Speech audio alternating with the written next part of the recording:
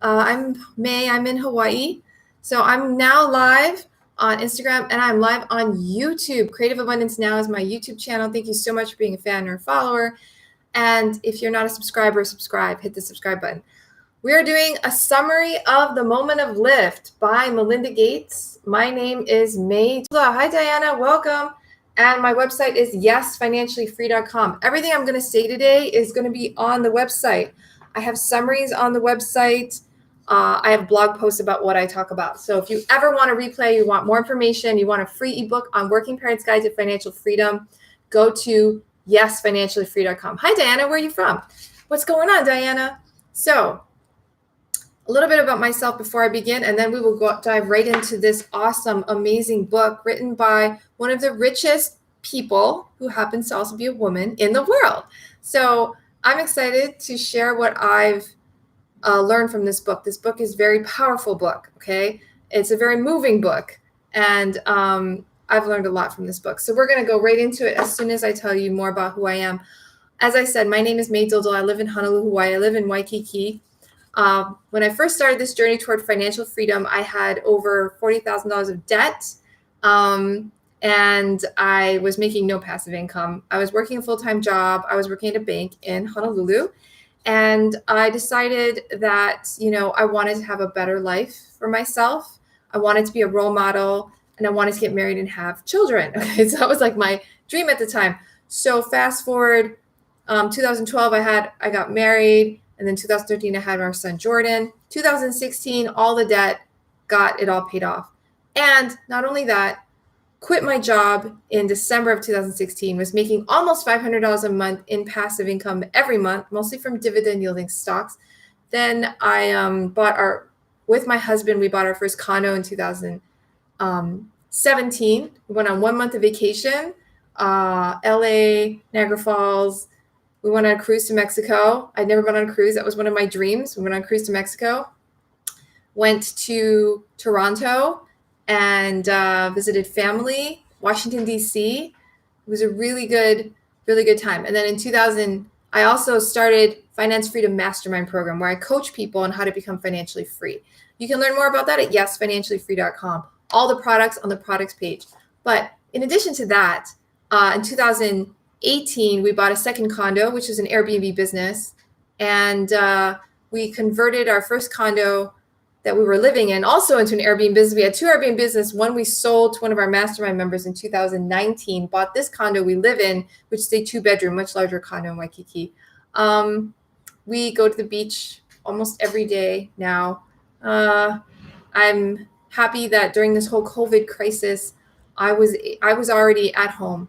So I could stay home with Jordan, although it did slow down my internet marketing a little bit. But I've always been part-time internet marketer. I always do 1 to 2 hours a day maximum, only during the week. So that was fortunate. So I could homeschool him, be with him. And so that was a good thing. So I just want you guys to understand, everything I say is at yesfinanciallyfree.com. I have a free ebook. Join the email list, because everything I broadcast about, I tell my email list first. So my email list knows when I'll be live, what channel, what I'll be talking about. So if you want to know what is going on in the world of yesfinanciallyfree.com, go there, subscribe to the email list, get the free ebook, Working Parents Guide to Financial Freedom. And that's all geared so you can create passive income and work less, play more, just have a more fulfilling life, and that might be working part-time. It might be switching careers. Maybe you're afraid to switch careers because the one you're interested in doesn't pay as much, or you'd have to start from the bottom, but it's what you really love. Well, that's the beauty of financial freedom. That's the beauty of creating passive income for yourself, is that you have more flexibility. You can do things like that. You can decide, I want to go for this, even though it's a lower paying job, even though it's a risk. I'm willing to take it because I don't have to work for the money, or I'm not as desperate for money because I'm making my own money and I know how to make my own money. So that's the point. And I'm excited to have you here. So let's begin. So The Moment of Lift by Melinda Gates. What a book. This book is intense. Okay. I was like crying at points. This book is very powerful. So Melinda Gates, she is a billionaire. She is American. She basically went to an all-girls Christian school. She's Catholic school. And at her school, one of the teachers decided the girls needed to learn about computers. All right. This was when computers first came out, Apple IIs, 2 Plus or something. Those little Apple computers that were like little boxes. I don't know if you remember those, but anyway, her teacher decided the girls need to learn computers, got 5 computers for the school of like, I think she said it was like 500 girls or something like that, 600 girls. And that teacher learned computers. She got an MBA going and learning computers just so she could teach the girls computers. So Melinda was one of the only girls in college to study computer science. And when she graduated, she got a job offer at IBM and a job offer at Microsoft. She chose the job offer at Microsoft. She became an MBA entering class in Microsoft. And she ended up being a manager there, very successful. She eventually married Bill Gates, the owner, founder of the company. And then she decided to have family. So she quit her job at Microsoft and raised their 3 children. And then after that, she started running the foundation. They created a foundation, the Bill and Melinda Gates Foundation. And that foundation goes around the world, basically helping with health causes. So they have worked to make sure everyone gets the polio vaccine. They work to prevent the AIDS epidemic. They've also worked to enhance women's health and public health, education. They work to improve education systems around the world, including the United States. So they have various initiatives, and they use the money in their foundation, which is largely funded from the wealth of Microsoft, and was later Warren Buffett gave his money to the foundation. When he dies, the money is going to go to the foundation. So they're going to be in charge of using Warren Buffett's money to invest in basically making the world a better place. So she is a professional philanthropist, and her life is really, really interesting because she goes to the poorest places in the world and she figures out how to make a difference. So this book talks about a lot of stories of real life people in the world and what programs are being done. And she decided on this title, The Moment of Lift, because she remembered when she was a kid, I guess they lived near the rocket launching in NASA, and they would go and watch the rocket launches. And the most exciting part was when the rocket lifted off the ground, right? So she remembers that as a very inspirational time when the rocket finally gets off the ground, so shooting in the air. Moment of lift also is a phrase used by a spiritual writer that she admires, who talks about that as the time when you lift your spirit, your soul, you have an awakening. The moment of lift, all right? So she chose that title, and basically the subtitle is How Empowering Women Changes the World. So she, after studying all these things and going around the world, she realized that the quickest and easiest way to change the world was to empower women. Once you empower women, the world just becomes better, all right? So that is the easiest way, the most effective way, the most efficient way to make the world a better place, okay? So I'm just going to go to my blog, actually, and read the summary as we go along. Okay, and then she has this cool quote on page 3, because sometimes all that's needed to lift women is to stop pulling them down. And boy, do I understand that. That makes a lot of sense to me. Okay, so she's basically, the book is about sharing stories, which I told you. She shares stories about women being lifted up, and she starts with her own story. And I already kind of mentioned her story. She had that teacher, the math teacher. She married Bill Gates, and then she realized that she needed to focus on contraception. Now, why did she focus on contraception? The reason is when she went out on her trips, she realized a lot of women wanted contraception. They didn't want to have so many babies that they couldn't handle, right?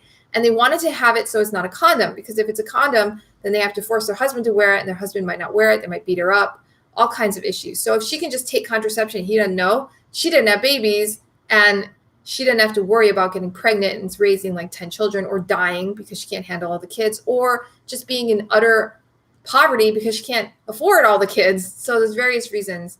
And she realized, as an American, right, living in the United States, she used birth control to time her pregnancies so that her children would be 3 years apart. But other women around the world do not have that luxury. So she decided that one of the biggest things she would do is be a proponent for contraception, even though she is a Catholic.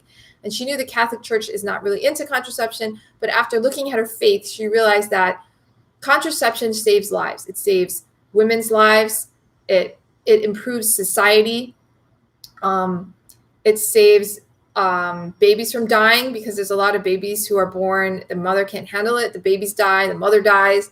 So it's in the best interest of humanity to do this, because it alleviates suffering, human suffering. And so she decided that that was more in line with the Catholic faith, and that she did also realize that the Catholic faith is basically run by men who are celibate, and they do not understand the viewpoint of women, and they're not actually good guidance on that point. That was a big decision for her, okay, because she is a big, important figure. And at first she didn't want to be vocal about it, but she realized that in order to make a difference, she had to step up and start making speeches and start writing books and start doing things about it. Okay, so her first story is about mothers' maternal and newborn health, okay? Empowering mothers' maternal and newborn health. So she talks about this professor, a mentor of hers named Hans Rosling, who was a doctor, and he was also a professor of international health. And she got to know him in 2007, all right? And he kept educating her on poverty and what to do about poverty, how to alleviate poverty, where to find it, and what are the best methods, okay? He used to be a young doctor in Mozambique in the early 1980s, and there was a cholera epidemic. So him and his small staff went to find people who had cholera instead of waiting for them to come to his clinic. So they just drove around looking at villages. They found a remote village far away with 50 mud block houses, and everyone in the town knew him. They were like, Dr. Tall, Dr. Tall. And that was his nickname. And he's like, how do you know me? Why do you know my name is Dr. Tall, right? And they said, oh, you treated a woman in our village, And he's like, oh, who? Can I meet her? And like, no, she died. He's like, oh, I'm sorry to hear that. And she's like, when did she come? And all that. And he found out basically her brothers and her walked like a day, or I don't know how long, a whole day or two, to get to his clinic. And she was pregnant, but the baby was a breech baby and the arm was coming out.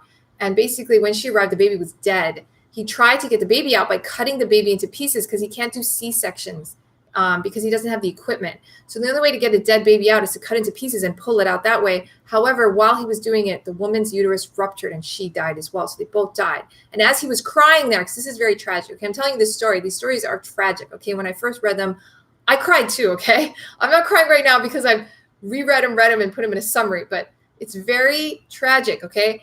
He was crying because they died. I mean, it's a very tragic thing. The nun working with him said, listen, you have to go ahead and do this. Wrap the baby, wrap the woman in a white cloth, drive them to their town, because they have to walk back, and they're not going to carry the dead bodies with them back, okay? So they're never going to get the bodies back. So in order to be respectful, use the Jeep, the vaccination Jeep, put the bodies in there and take them back, the brothers and the dead, the woman who died and her baby. So that's what he did. He got the Jeep. He pulled out all the vaccination stuff, made room for the brothers, wrapped the baby in white cloth and the mother's body, put them in the van, and they drove back. They got back before sundown. They had the funeral the same day.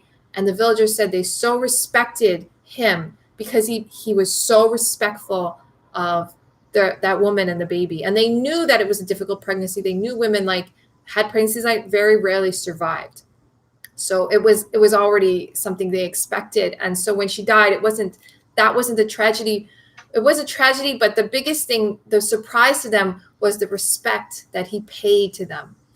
And then he basically revealed to Melinda with the story that extreme poverty is when you cannot safely give birth. You cannot safely, you cannot safely even bury your dead, things like this, that people who are wealthy just do not understand this. This is what extreme poverty looks like, okay? The mortality rates for mothers and babies in poor communities are much higher than in rich ones. So poverty is actually the inability to protect your family, because women, as a woman, and probably a dad too, but one of the most important things for us is to be able to protect our children, right? And if we cannot protect our children, it's like, what's the point of our life, So everything about our lives is protecting our children. So in the story, you see that extreme poverty is the inability to protect your children. Okay, So here's another story. Ruchi saves a baby with skin-to-skin contact. So this is a story in India. India is another poor community that healthcare workers in India were working on helping children, not, helping stop the high mortality rate of children. There are a lot of little newborn babies dying in a certain community in India. So this one woman, who was a very high caste Indian lady, she got trained to do social work to help babies survive when they're born. And she heard about one birth that happened the night before, and the baby was turning blue, and she went to visit, and she found that the baby was dying. It was getting very cold, and the family wouldn't touch the baby. Okay, the mother was passed out. She fainted after childbirth, so she wasn't even awake. The baby was turning blue, and she knew that the way to save the baby was skin-to-skin contact. So pick up the baby, put it against your skin, right? And let the baby warm up by being next to you. That's a common way to save babies. However, the people that she visited, they're very superstitious. So they're afraid to touch the baby because they believe the baby has an evil spirit. So she's a high caste Indian woman. To touch anyone of a very low caste could cause her to be ridiculed, criticized. She could be outcast herself, I guess. I don't know. So anyway, she decided to do it herself because no one in the family was picking the baby up. The auntie wouldn't do it. She picked up the baby, put it inside her sari, put it against her body, and after a few minutes, or I don't know how long, the baby started getting pink again and was alive and lived. The baby lived. And they talked about it. The villagers talked about it. The women talked about other villagers, and it passed along, and everyone realized this is something we can do. When the baby's born, we just put it against our body, and that will save the baby's life. So simple techniques that don't cost any money, but had to be taught, basically through example, were ways to actually prevent childhood death. And the most important thing was also that Melinda learned from this experience was there are techniques that poor communities can use to save their babies that don't cost any money, like skin-to-skin contact. The most important thing to do is not create new tools. It's to get the tools to the people who need them in a way that they actually will use it and adopt it in their real life. So the delivery systems matter. It's not just the tools that matter. It's taking the tools to the people and allowing them to learn it and pass it along. Okay, so the challenge of delivery reveals the causes of poverty. You learn why people are poor. You don't have to guess what the barriers are. As soon as you try to deliver help, you will run into barriers. That's page 49. Okay, so the next part, she talks about family planning. Every good thing. She calls that chapter Every Good Thing. And this is the one where she knew she had to help with contraception. She had to help with family planning. In the afternoon, she was able to visit a mother named Meena, who had delivered a baby boy just 2 weeks before. And she asked her, do you want to have more children? Now, Meena went to this clinic to get like vaccinations for her children. Okay. So she asked her, do you want to have more children? And Meena said, the truth is no, I don't want to have any more kids. We're very poor. My husband works hard, but we're extremely poor. I don't know how I'm going to feed this child. I have no hopes for educating him. In fact, I have no hopes for this child's future at all. The only hope I have for this child's future is if you'll take him home with you, please take him too. And that broke Melinda's heart because, it's really sad when a mother wants to give you her baby, all right?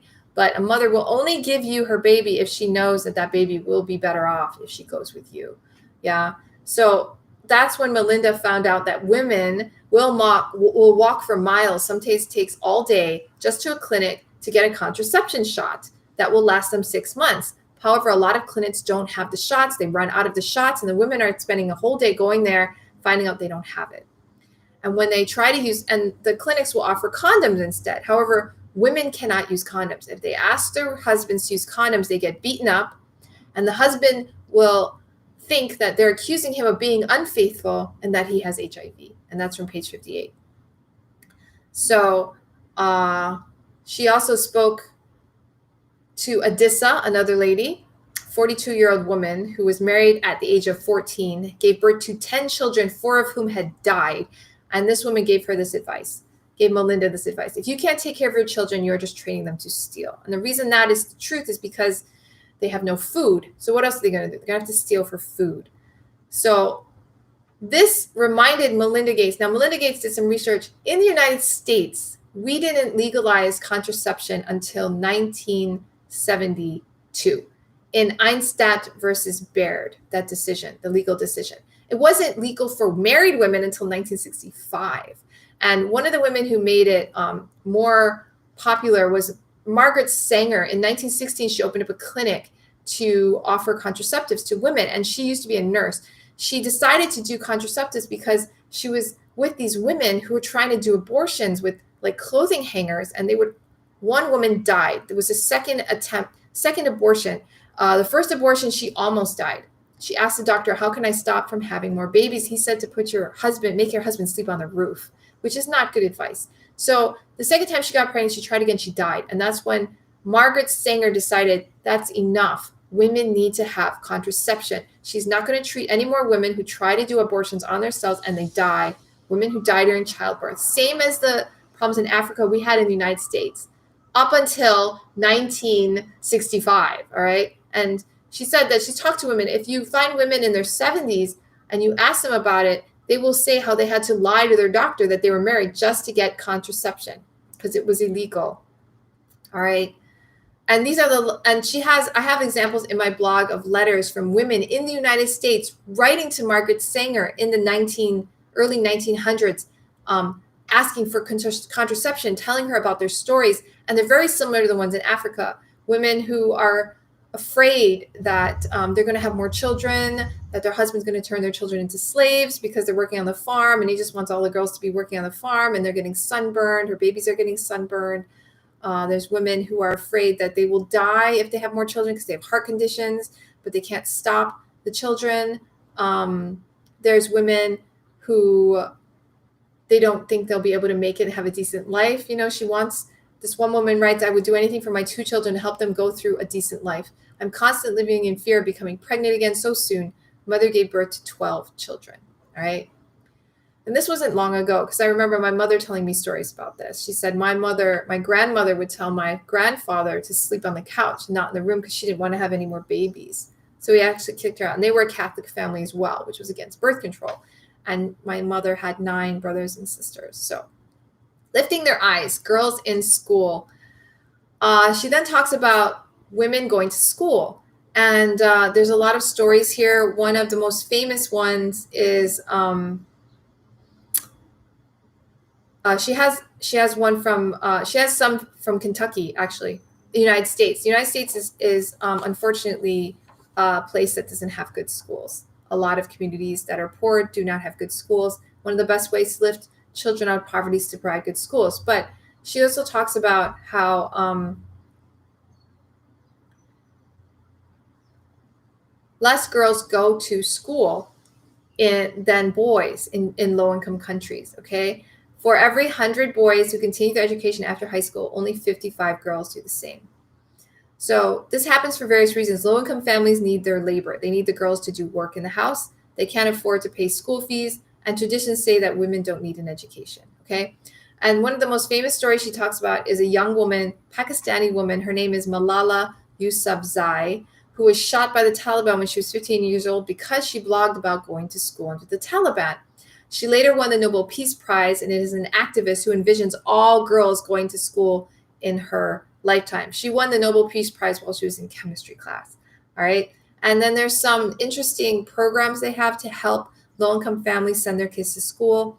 One in Mexico where they actually paid low-income families per child how much that child would have made if they went out and worked. They paid that same amount to the child to go to school. And they paid a little more for the girls because they know girls tend to not go to school. And girls actually spend more. They actually have more labor because they do a lot of unpaid labor at home.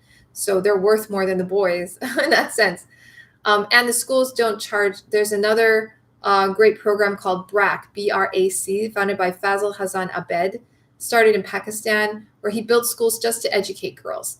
The schools don't charge any fees, and they accommodate the growing season so that they're only in session when they don't need the girls to work in the fields, all right? So even though extremists in Pakistan started burning the schools down, they rebuilt, Bangladesh. And then now in Bangladesh, more girls are actually attending high school than boys. And BRAC runs 48,000 schools and learning centers around the world. It goes to the most dangerous places in the world to a girl to attend school and slowly helps those cultures change. All right. So there's all these different stories. I'm not going to go through all of them. Silent inequality, unpaid work. She talks about that in the next chapter. Did you know that women do more unpaid work than men? What is unpaid work? Cooking, cleaning, housework, childcare, elderly care, doing anything at the home that's not paid, okay, which is a ton of work. Economists never even recognize this work as work until, let's see, there was a paper posted by this female economist where she calculated that if you hired workers at market rate to do all the unpaid work women do, unpaid work would be the biggest sector of the entire global economy. And yet economists weren't counting it. And she wrote the book, If Women Counted, a New Feminist Economics, right? And there's just a hidden bias that you can unveil about unpaid work. A lot of people don't realize how much unpaid work a woman does. Maybe they do now with COVID-19 and everyone having to stay home and share the housework and see what goes on at the home and see how much work women tend to do. Now, men also do housework. In the United States, the difference they had was women tend to do 4 hours of unpaid work every day and men average 2.5 hours, okay? In India, women spend 6 hours a day on unpaid work while men spend less than 1 hour a day. In Norway, women spend 3.5 hours a day on unpaid work while men spend around 3. But there's no country where the gap is 0. Women always spend more time on average than men doing unpaid work. If you do an average worldwide, women spend 7 years more of their lives doing unpaid work than men. Okay, and this also results in a lot of girls not getting on to high school, test scores being lower because they're doing so much unpaid work at home, they don't have time to study. So there's a lot of work going on there to help girls go help societies and communities understand how much unpaid work women actually do, and then helping the women do the unpaid work. So they have this example where they go to Malawi and they do role playing where the men are doing what the women do all day and the women do what the men all day. And the women are basically saying, do this, do this, do that. And the men are just doing it. And so they role play the women and they realize, wow, women they work way harder than I do. And a lot of men started helping their women do work. They started doing some of the women's work, like fetching water, things like that. And by sharing the work, they found that obviously their marital lives were happier, their wives were happier, their home life got better, everything got better. So there's a lot of research there. She has one chapter on child marriage. It's when a girl has no voice. This is the most tragic chapter. This is when women are married off when they're only 10, 11, 12, 13, 14. If they get pregnant right away, sometimes they have very difficult childbirths. They die. The biggest cause of mortality for girls 15 to 19 in the world is childbirth. So it talks about why families do that. They marry their kids off they give a dowry. They want their children married off early so they don't get raped. This is often in communities where there's a lot of violence. So it's a really sad thing. There are apps that are available now that will allow a girl to put out a warning that her parents are going to marry her off and to help her to not get married, and a bunch of different things. There was also a program done in Senegal where they had community gatherings where they had everyone meet and discuss what is their ideal community. And after they decided amongst themselves what an ideal community looked like, community workers who were fluent in the language would help them learn skills to get to their ideal life. And eventually they would get on the topic of hygiene and health and talk about how female cutting, genital cutting is unsanitary, can cause infection and all these other things, cause hemorrhaging, death, premature death. And then after a while, the villages themselves decided to stop that. They stopped genital cutting, and then they eventually stopped child marriages. So that is a method people are using. Seeing gender biased women in agriculture, she talks about how a lot of women are farmers, and the tools, the seeds they need are not going to them because they're so busy doing so much work. The education efforts have been directed to the men who aren't doing the farm work. And once they realize that and they get the women to come to the classes by telling the men, if you let the women go, you'll make more money, the farm work started getting more efficient. They started making more money. Women in the workplace, she talks about women in the workplace, about Uber, the Me Too movement, when Susan Fowler, I think her name was Susan Fowler, was it? Yeah, Susan Fowler quit Uber. She was being sexually harassed. She was not allowed to go up in the company due to they wanted to have a quota of women in a department, so they would do false negative reviews to keep her there, even though she was doing very well. She quit. She wrote a blog about it, and then the Me Too movement started. It's like hashtag Me Too, where women shared all the sexual abuse that they've been getting in the workplace, and this is in the United States, okay? The CEO of Uber was forced to resign, and 20 other people in Uber were fired. It's actually a really tragic thing. And they talk about how women, when you include women in work performance groups do better. If you take the IQs of each person in the group, it is less correlated with group intelligence than having just one woman in the group. That will make a work group more intelligent. They have studies on that. So including women in the workplace, having women be treated fairly, not sexually harassed, is a big deal. Workplace compatible with family life, allowing women to go home if they give birth, and give them maternal leave. Giving dads paternal leave is not something that the United States is very good at. However, that is something that can help. Let your heart break, a lift of coming together. She has a chapter on one of the most marginalized communities in all of society is sex workers. And she talks about the sex workers in India. And they actually went there to stop the spread of AIDS, and they ended up creating a program which helps sex workers stop being raped and attacked by police. And the reason they started that program was because they wanted the sex workers to have the men wear condoms and carry condoms with them. But if they carried condoms, the police would attack and rape them.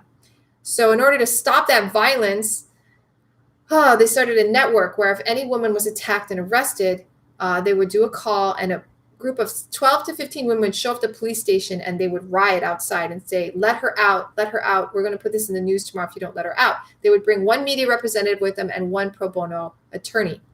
And then the police would let the girl go and say, oh, we're sorry. We didn't know. We're sorry. And they started that system. And then that system started catching on other communities, sex worker communities in India, because they wanted to stop the violence against them. A lot of these women, they have no other way of making money to support their children. They have no husbands, so they're forced to do sex work. So they started that anti-violence to help them become safer so that they could have condoms on them and ask people to use condoms. And they also, when a drug came out which prevented HIV, which was an oral drug, which you had to take every day, only 2 communities in the world took the drug religiously. It was white gay men in the United States and the India sex workers. The reason they took it and were good about it was because the programs that Bill and Melinda Gates had supported, which they didn't realize, also created community centers for the sex workers where they could rest and meet and talk to each other. They can't do that legally in India. So they created these community centers. They didn't know at the time they did it. The person they put in charge of the program did it. They said they would have been shocked if they had. But the community centers allowed for all the women to communicate with each other, create a network, which allowed them to take that drug and stop AIDS epidemic from hitting India, saving millions of lives in India. And the last one she talks about is called Finding Our Voices. And the basic idea of this chapter is to say, in order to empower the world, communities in general, women need to rise up. We need to stand up to our power and do something about issues. And the example she uses she met a lady called Lema Gbowee, who along with Ellen Johnson Sirleaf launched the Women's Peace Movement to end the Liberian Civil War. She had this insight that she had to gather women, mothers, to stop the war. So the mothers would do peaceful protests. They would sit in public markets. They would sit in front of the president, and they said, you need to have peace talks with the rebels in Accra, Ghana. So the president finally agreed.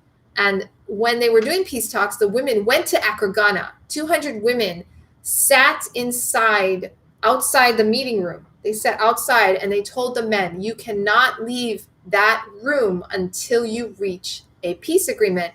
In the beginning, they weren't taking it seriously, but as the women just stayed out there and they couldn't leave, they finally got serious. It took them weeks of sitting outside that room until Liberia finally created a peace agreement and ended the civil war.